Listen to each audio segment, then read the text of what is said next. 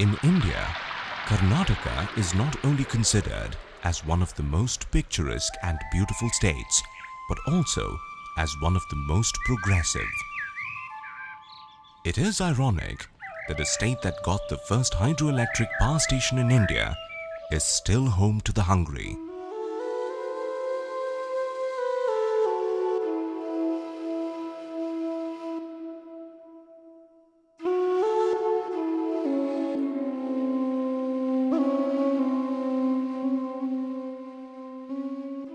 A state with its capital Bangalore, considered the Silicon Valley of India, housing the biggest international names, can't care for the hungry, can't do something about it. And that is precisely what one of the most progressive governments in the country is proposing to do. The most progressive, humane, the Karnataka Food Security Program Act 2005. Our story starts with a basic survey in the two districts of Davangere and Gadag, and the results were both astonishing and saddening. Did you know, on an average in the two districts surveyed among the most oppressed people, there are 16% physically handicapped, 7% mentally challenged, 23% aged above 60, and the number of orphans is really frightening. Did you know that 6 out of 10 of the most oppressed physically handicapped don't get food, or 2 out of 3 of the mentally challenged, or 14 out of every 100 aged people don't get food? 61% of these most oppressed people have only one set of clothes. And what about the future of our country, the children? More than 50% of the innocent orphans don't get one basic meal a day.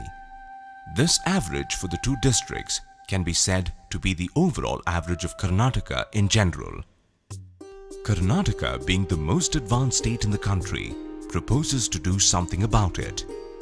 In fact, Karnataka will be the first state in India to be proactive about hunger. The first state in India to make entitlement for food a human rights issue. We propose something simple, a law which guarantees and secures food to the most oppressed and neglected section of our population. Basically, a food security bill, an act that makes sure that no person is deprived of his legislative right to food. We want to see that every beneficiary under the act shall be guaranteed against living in hunger and is ensured healthy food through a state department or agency. To ensure that the needy need not beg for their food. To ensure that they are not just beneficiaries, but to make food a right by law. To make food reach every last man in every last village. And to make sure they receive it with self-respect. And what better service can a government do for its people than to ensure that they live in dignity and ensure that no one goes hungry?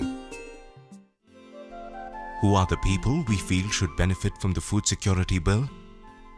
The mental and physically handicapped who have no means to a livelihood and have no one to take care of them.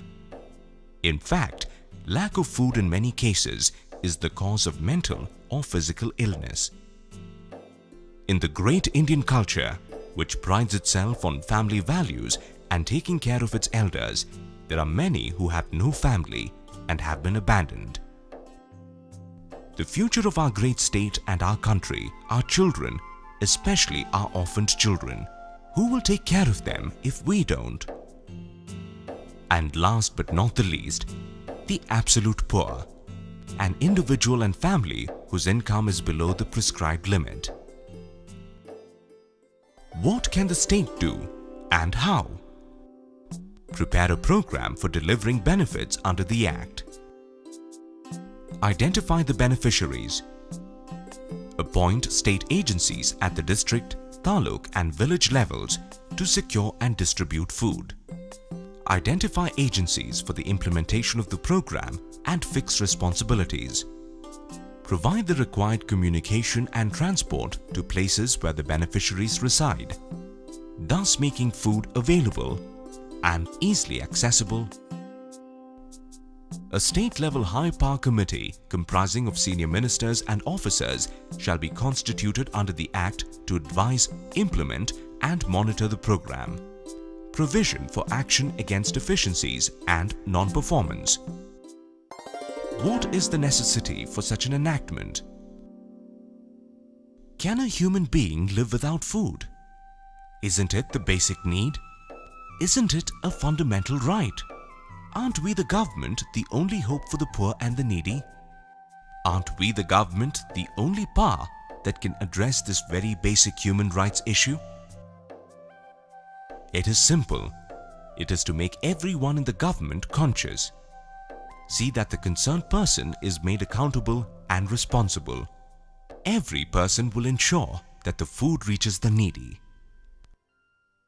A well-fed human being, old, poor or handicapped, is a happier person.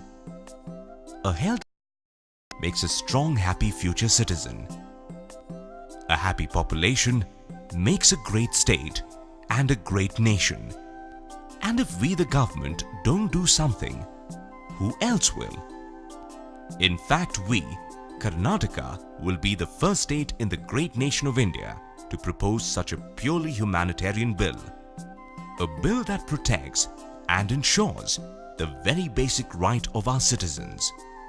The noblest deed that we can perform is to see that this proposal becomes a reality. And when it does, imagine a content state. Imagine a future filled with the happiness of our people. Imagine